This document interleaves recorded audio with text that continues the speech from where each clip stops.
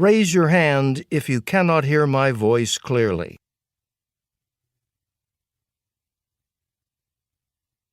The listening section has 42 questions. Follow along as you listen to the directions to the listening section. Directions. In this section of the test, you will hear a teacher or other school staff member talking to students. Each talk is followed by one question. Choose the best answer to each question and mark the letter of the correct answer on your answer sheet. You will hear each talk only one time.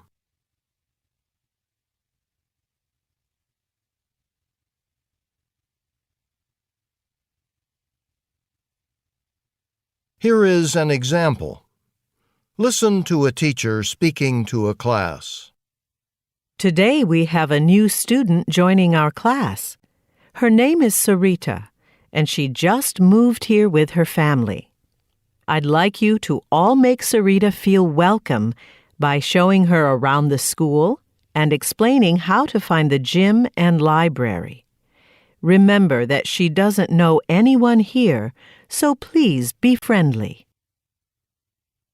What does the teacher want the students to do? Now read the answer choices.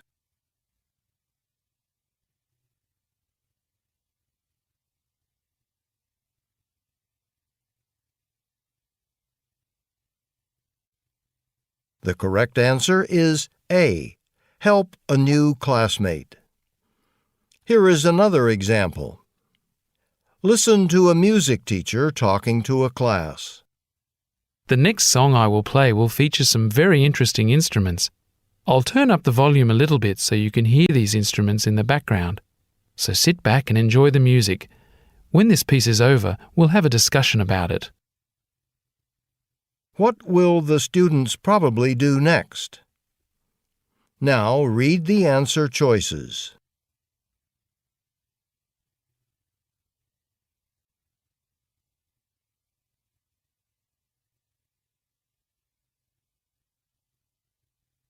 The correct answer is B. Listen to some music. Go on to the next page and the test will begin with question number 1. Number 1. Listen to a school principal talking to a group of students. I was very pleased by your band's performance at the holiday festival. I don't often see students playing their own music. Student bands usually play something traditional, but you actually composed something original. That's really impressive. What did the principal like best about the band?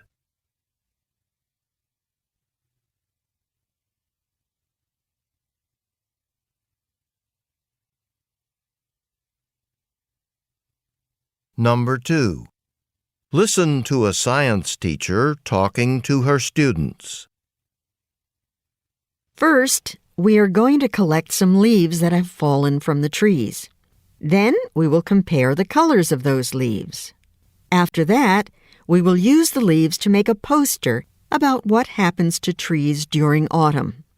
Okay, now put on your jackets and let's head outside. What will the class probably do next?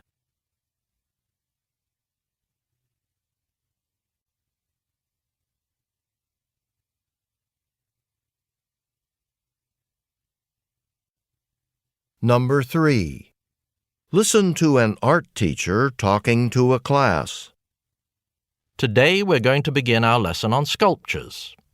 Because we are going to work with clay and it can get pretty messy, I'm going to stop you all about 10 minutes before class ends. Then you can start cleaning up your workstations and put away your supplies. What is the purpose of the talk?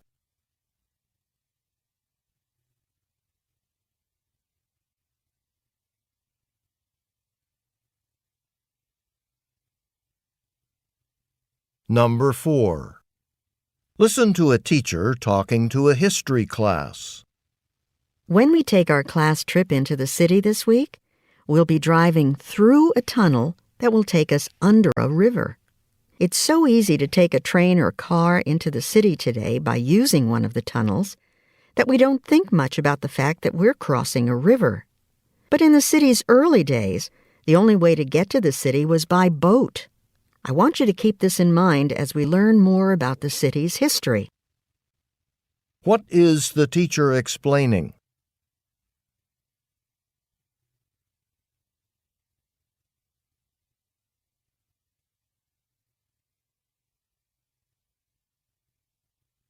Number 5. Listen to a teacher talking to his class. As you know, tomorrow we'll be planting trees in the park. A few dozen saplings will be provided, and you'll be given gardening tools to dig holes for the trees. One important thing to remember, gardening involves working with dirt, so don't come to school in nice clothes. Make sure to dress in something old, something you wouldn't mind getting dirty. What does the teacher tell the students to do?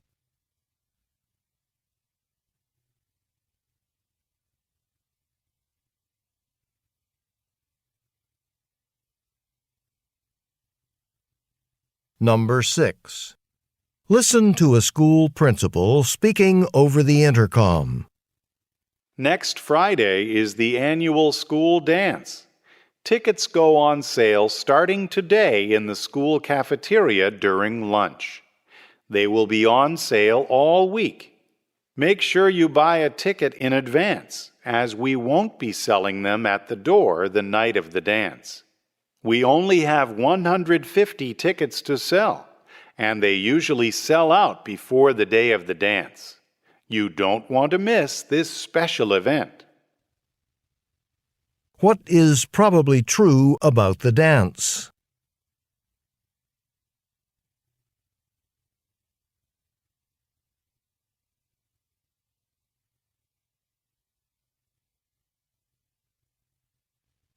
Number 7. Listen to a geography teacher talking in a classroom. Now we're going to watch a documentary program about one of the countries we've been discussing in class. But I'm afraid it's a little too bright in here. Could someone please draw the curtains while I turn on the TV? Then there won't be any glare on the screen and everyone will be able to see just fine. What does the teacher ask?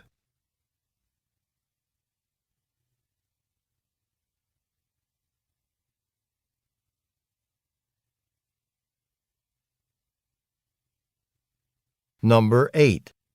Listen to a history teacher speaking to his class. In order to understand a little more about the life of United States President Abraham Lincoln, we are going to watch a short video. I want you to take notes during the video and think about what we have learned so far. Afterward, we will have a discussion about Lincoln's life. What will the students probably do next?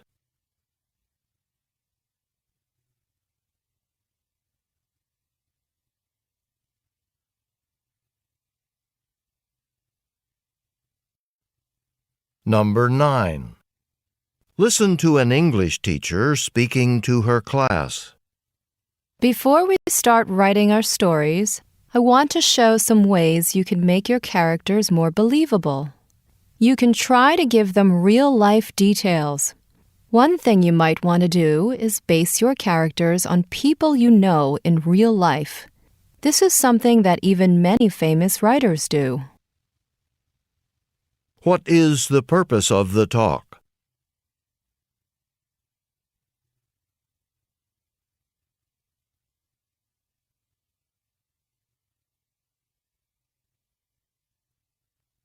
Number 10. Listen to a teacher talking in a history class. Throughout history, people all around the world have invented many different writing systems. One interesting alphabet is the so-called Futhark, which was used in Norway 1,000 years ago. Futhark is an exceptional system because it is the shortest known alphabet in the world. It only had 16 letters. While some writing systems, like Chinese, can have many thousands of symbols, Futhark made do with just 16 characters. What point does the speaker make about the alphabet in ancient Norway?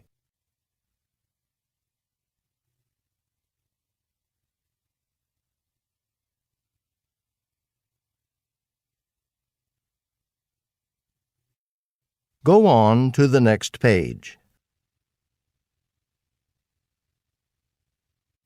Now you will hear conversations. Each conversation is followed by 3 or more questions. Choose the best answer to each question and mark the letter of the correct answer on your answer sheet. You will hear each conversation only one time. Questions 11 through 13. Listen to a conversation between 2 students at school. Hi, Tommy. Are you on your way to the cafeteria? No, I was on my way to the library to return a book, but now I'm looking for my watch. It must have fallen off somewhere here in the grass. It was a gift from my father, so I really want to find it. I'd like to help you look for it, but I'm heading to the art building. I made an appointment with my art teacher to talk about a homework assignment, and I don't want to keep him waiting. That's okay. The watch has got to be here somewhere. Oh, there it is. Hey, by the way, do you want to study for tomorrow's history test with me and some other people from our class after school? We haven't decided where we're going to meet yet. Probably at the city library. That sounds like a good idea. I'd like to join you. I'm having lunch with the others, so we'll know where we're meeting by the time I see you in science class. All right, I'll see you then. Now, answer the questions. Number 11. Where is the conversation probably taking place?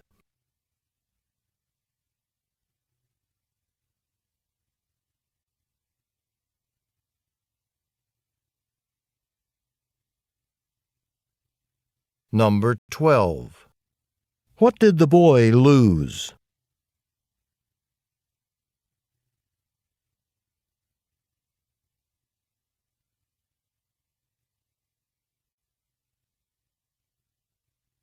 Number 13. According to the conversation, what has not been decided yet?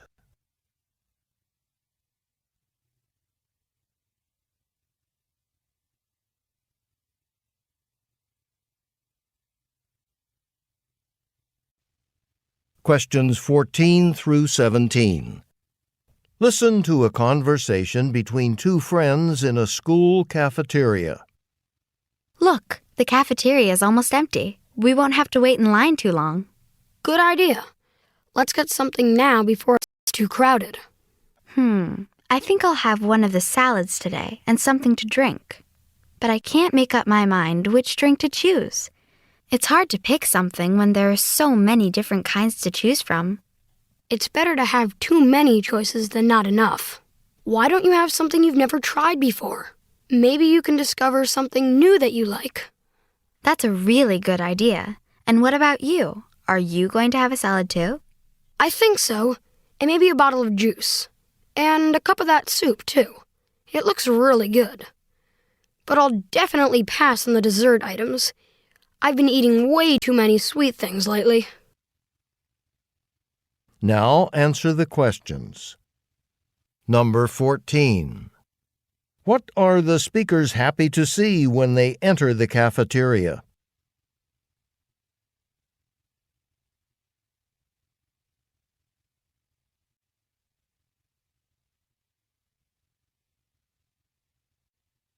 Number 15.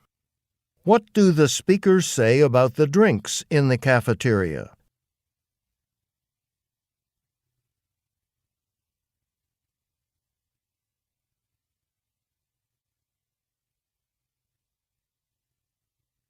Number 16.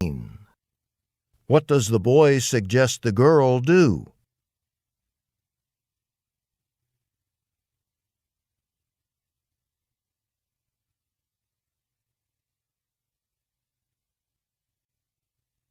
Number 17. What will the boy not order for lunch?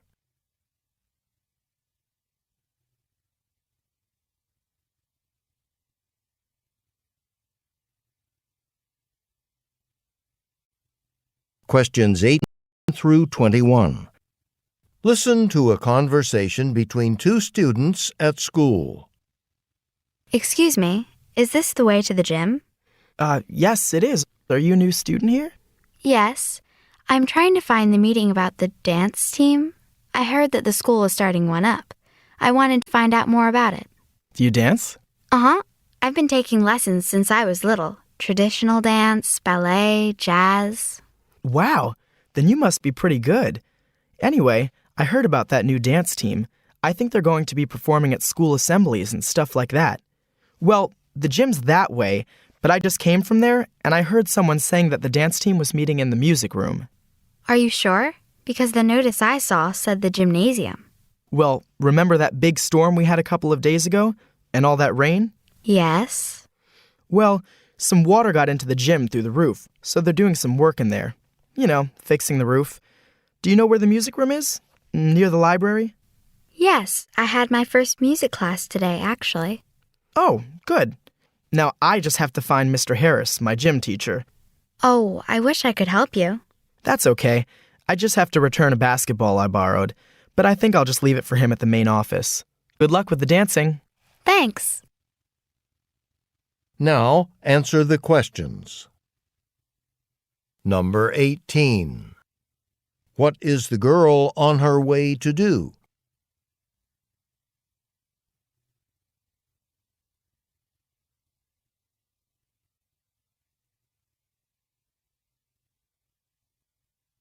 Number 19. What does the girl say about her experience with dancing?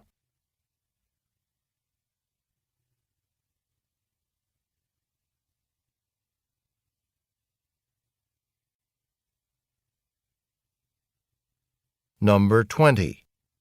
What happened because of a rainstorm?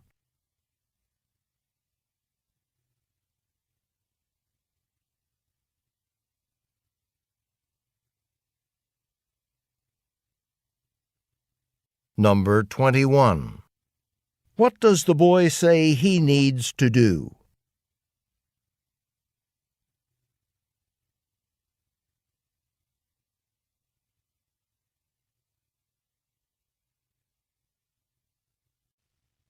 Questions 22 through 25. Listen to a conversation between two friends from school. Maria, would you like to be on my team in next week's trivia quiz? Trivia quiz? I've heard about it, but I don't know exactly what it is. It's a general knowledge contest. All of the teams are given a set of questions to answer, questions on all kinds of topics, and the team that gets the most correct answers wins. Sure, I guess I could play. But why do you want me on your team? Well, our team already has students who are interested in biology, history, and math, but we're not too good at geography. A lot of questions are about various countries, continents, and things like that. We need someone strong in geography, like you. Well, geography is my favorite subject. You can count me in. Should I study for this? It's hard to study for this kind of competition. But if you want, I have examples of questions that were asked in the quizzes in the past. A list like that would give you a general idea of what to expect. That would be great. So will it be held in the library? Not this time. Now we'll be in the gym. A lot more teams are signing up to play this time, so they had to move it to a place with more space. Even the cafeteria wasn't big enough. Wow, the gym is pretty big. Well, that just shows you how popular the trivia quiz has become. Now, answer the questions. Number 22. What does the boy ask the girl to do?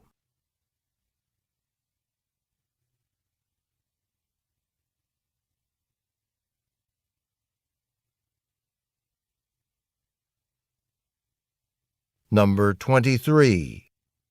What subject is the girl interested in?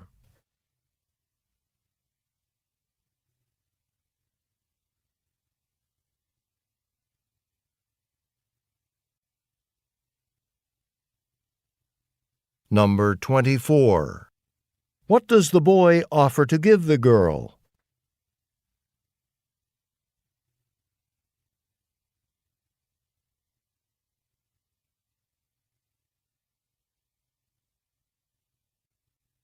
Number 25.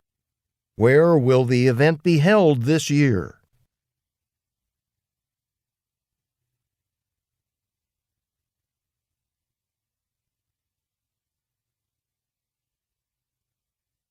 Go on to the next page. Now you will hear some talks and discussions about academic topics. Each talk or discussion is followed by 4 or more questions. Choose the best answer to each question and mark the letter of the correct answer on your answer sheet. You will hear each talk or discussion only one time. Questions 26 through 29. Listen to a teacher talking in a history class. When people think of life in Europe hundreds of years ago, they often think of castles built of stone with huge towers. Castles were the homes of kings and queens and other powerful people. Hundreds of relatives, soldiers, and workers also lived there. The kitchen was a very important place in a castle. It was busy all day and every day. A castle's kitchen was usually located a good distance away from other castle rooms and buildings, especially the Great Hall, a large room where people gathered for meals and other activities. This was because of the danger of fires. The kitchen staff needed to use fire for cooking. But sometimes kitchen fires accidentally grew out of control and could spread to other parts of the castle. That's why the kitchen was usually far away. Each kitchen also had a garden where vegetables were grown. Back then, food could not be frozen or kept in refrigerators like today. Some vegetables could be stored underground, but not for long. So most vegetables were picked fresh from the castle garden as they were needed. But of course, a king's dinner consisted of many other ingredients like bread, meat, and fish. To prepare a full meal, many cooks were needed. The castle kitchen employed a whole team of people, some of whom made bread, and others who prepared desserts or cooked meat dishes. The chef was like a head manager, who was responsible for making sure that the team of assistants did their job right. Although chefs would also be involved in the cooking of some parts of the meal, their main task was to supervise the whole team. Now answer the questions. Number 26. What is the main topic of the talk?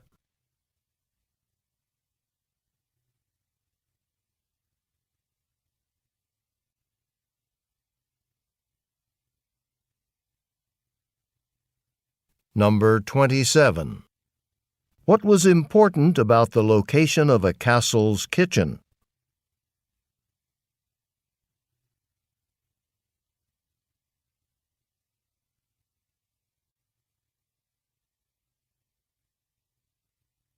Number 28. What does the teacher say about vegetables?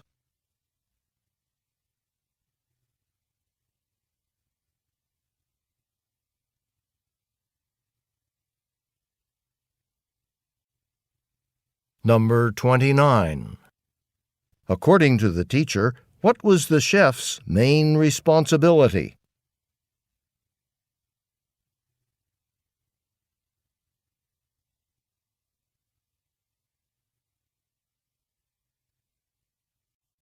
Questions 30 through 33.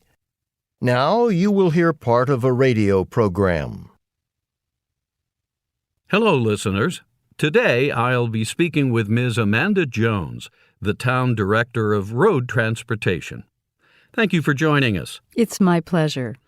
Ms. Jones, it seems like there are always new roads to build or old ones to fix. Let's start with new roads. How do you decide where to put in a new road? Well, that's an interesting question. One way to think about it is to go back in history. You know, people didn't build the first roads. Animals did. These roads were really just tracks, just paths that animals made in the dirt as they walked to find food or water. Then people started to use them. In fact, some of the roads we drive on today were at one time paths made by wild animals. But we humans began making roads for ourselves at some point, right? Yes, of course. We made them when we needed them, which happened when we started to settle in communities, and we wanted to trade with people in other communities. Even then, the roads were pretty simple. Let me ask a question. Why would we need anything more, like paved roads? Well, I suppose when we wanted to carry things, when we built vehicles, like carts and wagons. Exactly. And that's when you start to see better roads, roads made with logs, or better yet, stone or brick, and roads made with good drainage. A good road has to have a place for water to go. Rainwater can really damage a road or even wash it away. In England, thousands of years ago, people made roads on ridges, along the cliffs and hills beside streams and rivers. Why? Because it's drier there. Ridgeways, they called them. Some ridgeways still exist in England. They're still used today for walking and hiking. Now, road building really started to increase when nations began to grow. In ancient India, rulers created big road networks. It helped them to control a lot of land from central cities. And the Romans became excellent road builders. After all, they had a huge empire to connect together. But the roads in ancient Greece were not as good as those of the Romans. They didn't put as much effort into road building. Why? Because Greece is full of islands, and they traveled more by boat. Now answer the questions. Number 30. What are the speakers mainly talking about?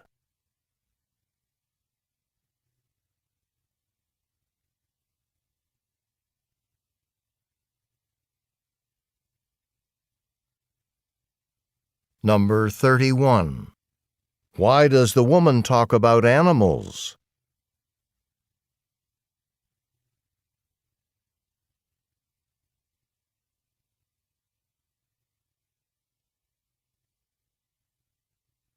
Number 32.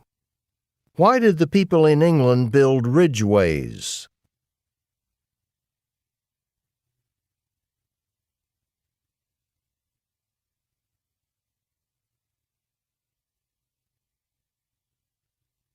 Number 33. What does the woman say about roads in ancient Greece?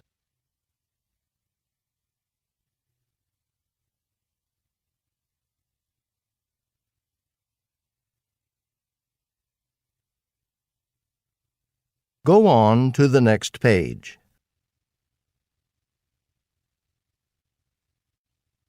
Questions 34 through 38.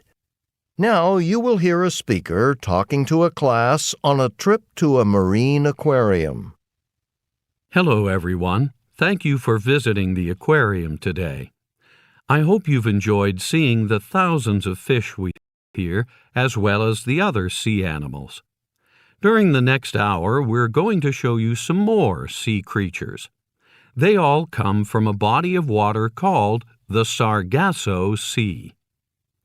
The Sargasso Sea is actually part of the Atlantic Ocean. What I mean is, it isn't a separate body of water. It's more like a sea within an ocean. It's located off the southern half of North America, and it is very large. It covers millions of kilometers. Now, a couple of things make it distinctive. First, and probably most important, the waters there are very calm and warm. There's also very little wind there. Surrounding the Sargasso Sea are water currents in the Atlantic that move in a circular motion counterclockwise.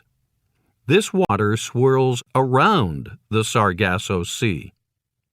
Because of the way these currents move, the water in the middle of the Sargasso Sea doesn't move much at all.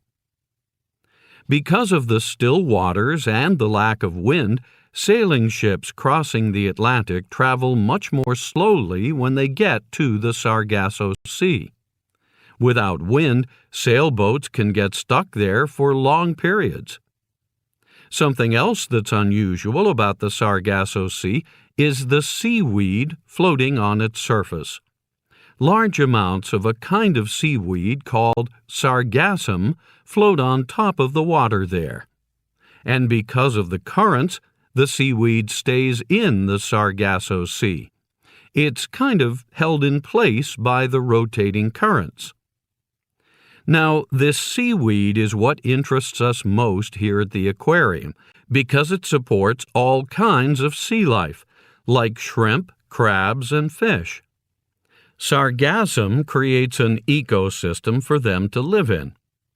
What makes this ecosystem quite remarkable is that the creatures there are ones you'd expect to find much closer to shore, much closer to land, not out in the middle of the Atlantic Ocean.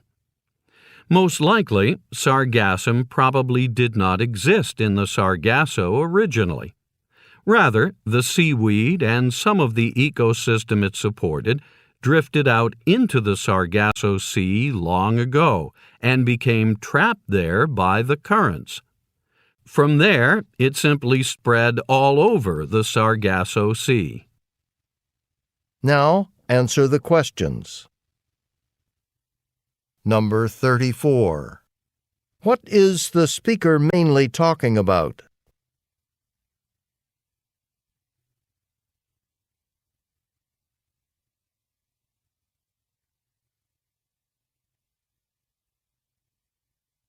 Number 35. According to the speaker, what do certain currents in the Atlantic Ocean do?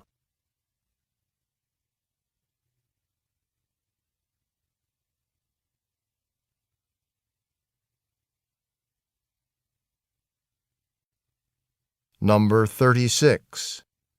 What is the speaker explaining when he mentions sailing ships?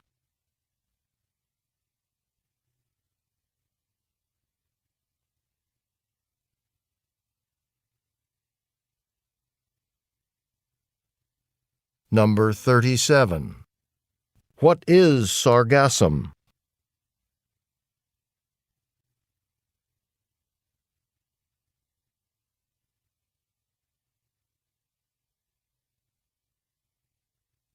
Number 38.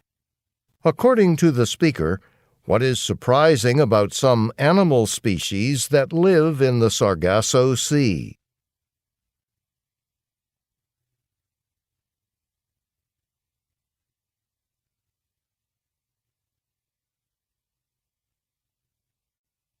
Questions 39 through 42.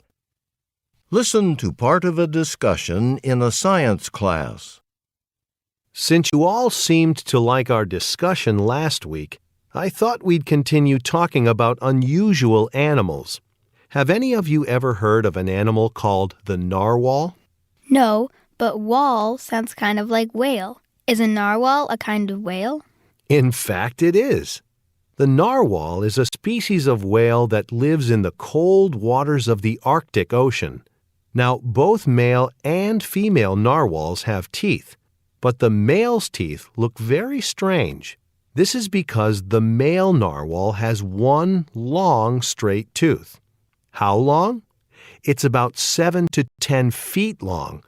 That's longer than the height of the tallest person in the world.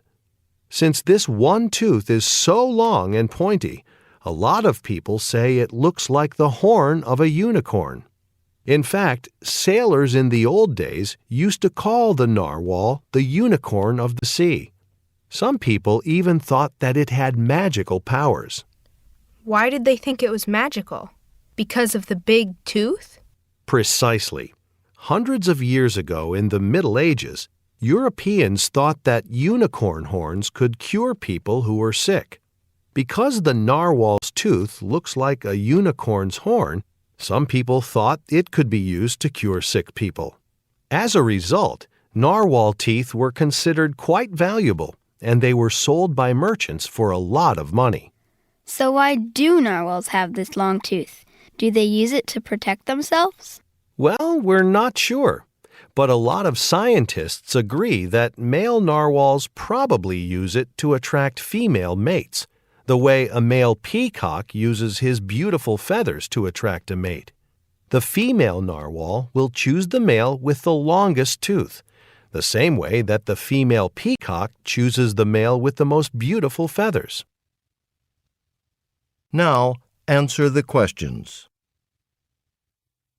Number 39. What is the main topic of the talk?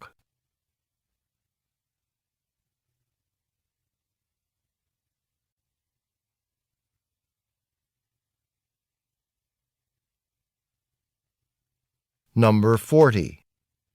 Why does the teacher mention unicorns?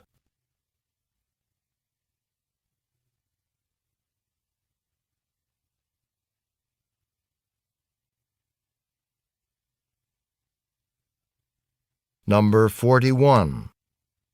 Why did people in Europe hundreds of years ago think the narwhal was special?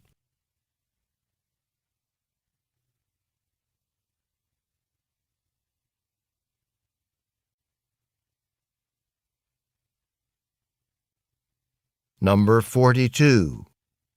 Why does the teacher mention peacocks?